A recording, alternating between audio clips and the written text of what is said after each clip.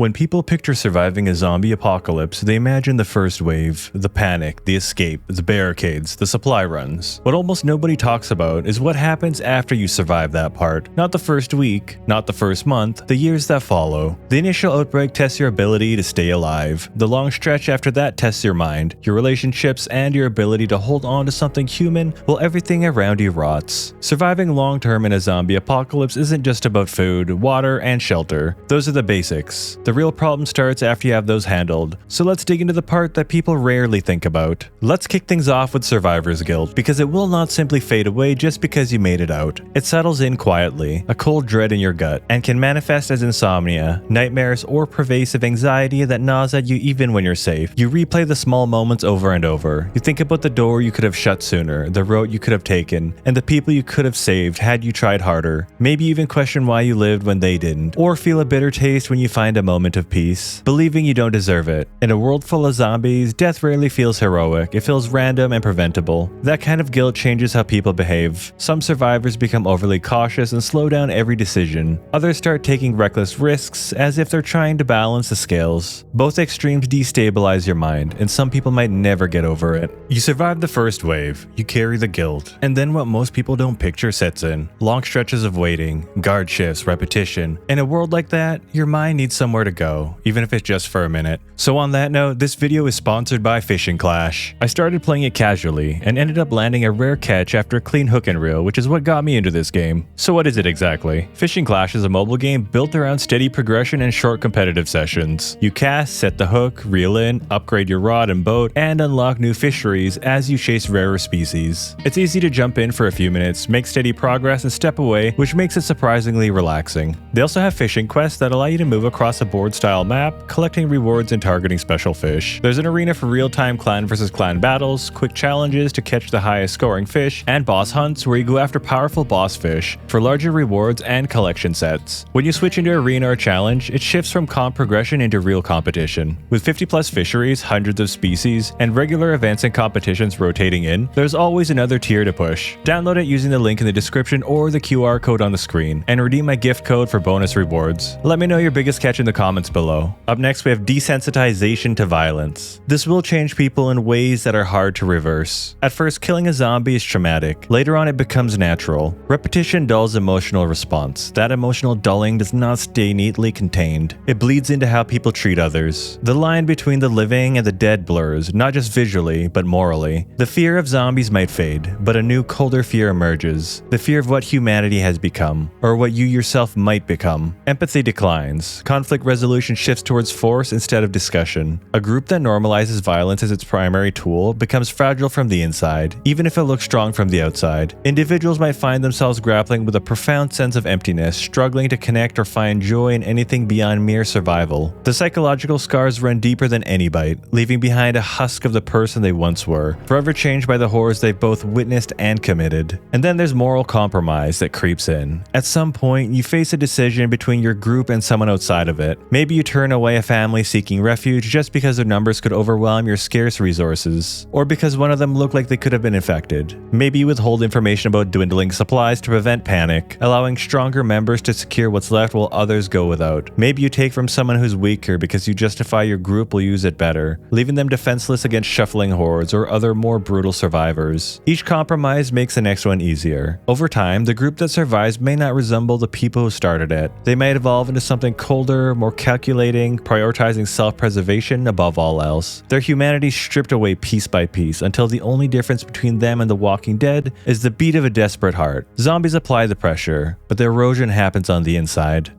Up next is social fracturing. As months turn into years, social fracturing becomes almost inevitable. Stuff like perceived unfair workloads lead to someone always thinking they're doing more than their share of perimeter patrol or scavenging runs. Or arguments over rationing since every extra crumb is fought over. Resentments over who takes the safer assignments like repairing the fences and who takes the dangerous ones, like clearing out an infected building. These aren't just squabbles, they're cracks in the foundation, widening under the constant stress. Once factions form inside a group, coordination suffers.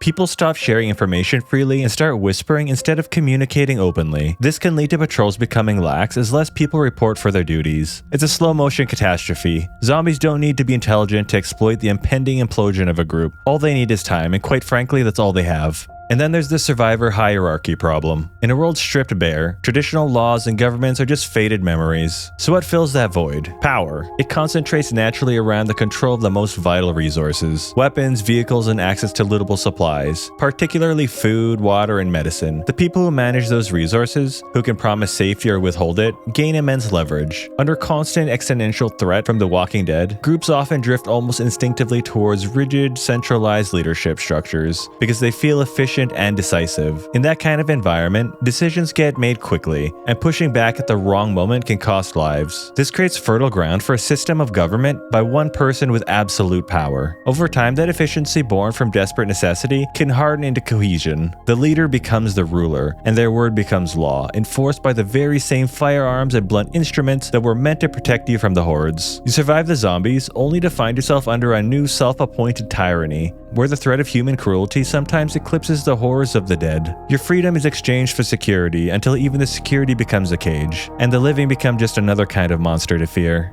Alright, next up is boredom, but honestly, sometimes I feel like being bored in a zombie apocalypse would be a lot better than being dead, wouldn't it? But I digress, because I have a better point to make. Boredom might sound harmless, but it can have a huge impact on you. The apocalypse isn't constant action. It's repetition, and oftentimes, it's boring repetition. Stuff like guard shifts, inventory checks, perimeter sweeps, scavenging runs, repair work, then back to guard shifts again. Day in and day out, the same old desolate landscape, the same faces, the same mundane tasks repeated until they become dull aches in the soul. But to be fair, that's just like working any other full-time job. Anyway, humans need stimulation and forward progress. Without it, motivation drops, and with it, so does vigilance. Corners get cut, maintenance gets rushed, and a loose board doesn't get reinforced, and a blind spot doesn't get checked. Conversations turn stale, creativity withers, and the mind starts to seek escape in dangerous ways, either via recklessness or internal squabble, or just plain apathy. The grind wears down attention long before zombies come busting through your walls. It creates weak points, the forgotten details that the undead, in their relentless stupidity, are always waiting to exploit. It might not be the roar of a horde that gets you in the end, but the quiet rust of routine.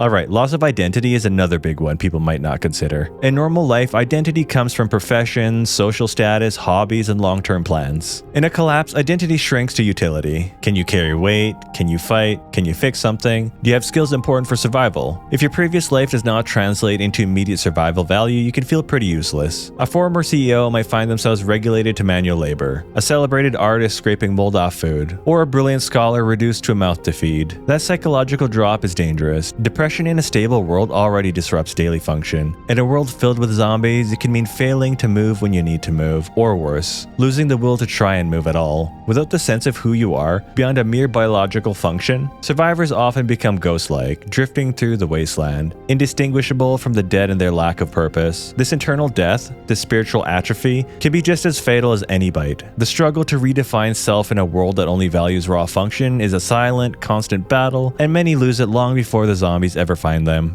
And then there's loss of long-term planning. Over time, long-term thinking erodes. When death feels random and constant, investing in the future feels irrational. Why plant crops if you might have to relocate or a horde might trample it into the dust? Why teach complex skills like advanced engineering or medicine if tomorrow is uncertain? The only relevant lesson is how to load a shotgun. Why build something that might take months when you might lose it in a single breach or have it stolen by desperate scavengers? That mindset keeps people alive in the short term, a necessary survival instinct to focus on the immediate threat, but it can prevent rebuilding if you're busy dooming about the future. It fosters a perpetual state of emergency, where every decision is a reaction, never a proactive step towards something greater than mere subsistence. Even if zombie numbers thin out over the years, a population that cannot think beyond the next day struggles to create anything stable. They remain trapped in a cycle of hand-to-mouth existence, incapable of planning for seasons, establishing true governance, or fostering new generations with anything but a warrior mindset. The future becomes a luxury no one can afford, and humanity forgets how to dream beyond the next sunrise. This short-sightedness born from trauma ensures that even victory over the undead leaves behind a broken, stunted world forever hanging by a string.